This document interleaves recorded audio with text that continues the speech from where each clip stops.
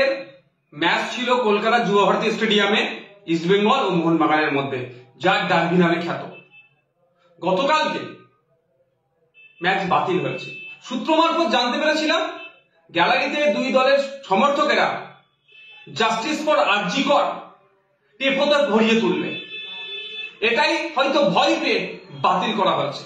কিন্তু দুই দলের সমর্থকরা ঘরে বসে থাকেননি, তারা যুব ভারতী স্টেডিয়াম চত্বরে জড়ো হতে চেয়েছিলেন জাস্টিস ফর আরজি কর, তিলোত্তমার বিচার চাইতে, তার পরিবার যাতে ইনসাফ পায় সেই জন্য। তার সাথে পা মিলিয়েছিলেন ইস্টবেঙ্গল, মোহনবাগানের সাথে মহামারান স্পোর্টিং ক্লাব।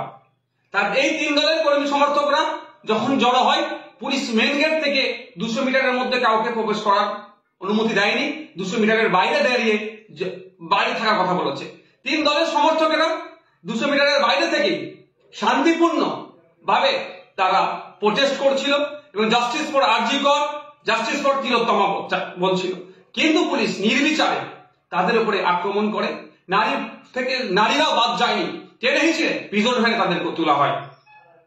আমাদের প্রশ্ন, যেখানে মুখ্যমন্ত্রী নিজে জাস্টিস ফর তিলোত্তমা বলছেন, খুনিদেরকে দোষীদের শাস্তি চাইছেন, ফাঁসি চাইছেন, এবার ডেডলাইন করে দিচ্ছেন, সেখানে ভিন্ন দলের সমর্থকেরা, তারা যারা ভিন্ন মানুষেরা যারা তিলোত্তমার হয়ে আওয়াজ করছে, তাদেরকে পুলিশ দিয়ে এরকম ভাবে দমন পীড়ন করা হচ্ছে কেন?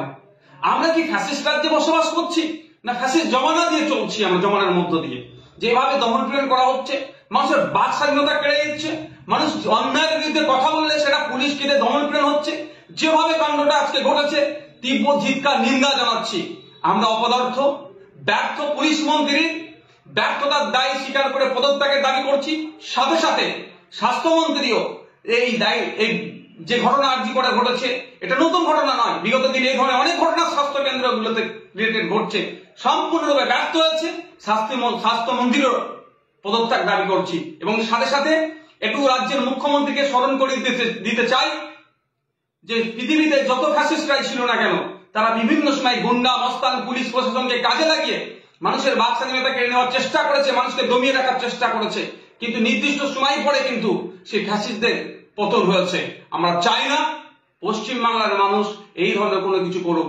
আর আমরা আশা করবো রাজ্য সরকারের কাছে, রাজ্য সরকারের প্রধান যিনি আছেন তার কাছে আশা করবো মানুষের বাক স্বাধীনতাতে কোনো রকম ভাবে না হস্তক্ষেপ হয়, সেটা আপনি ভালো করে দেখবেন।